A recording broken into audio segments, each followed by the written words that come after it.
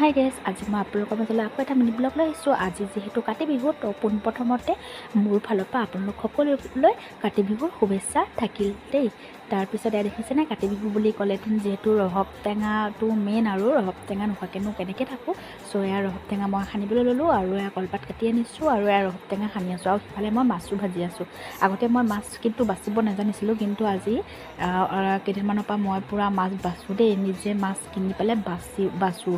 সদায়নো কিমান লোকে বাচি দিব, চ' নিজেও কৰিব লাগে, তো পাৰি গৈছোঁ। আৰু তাৰপিছত এয়া দেখিছেনে, ভাটিবেলা সময়ত আমাৰ পথাৰৰ ফালে আমাৰ নিজা য'ত মাটি আছে, তো আমাৰ ঘৰৰ পৰা 5 কিলোমিটাৰমান হ'ব আমাৰ পথাৰখন।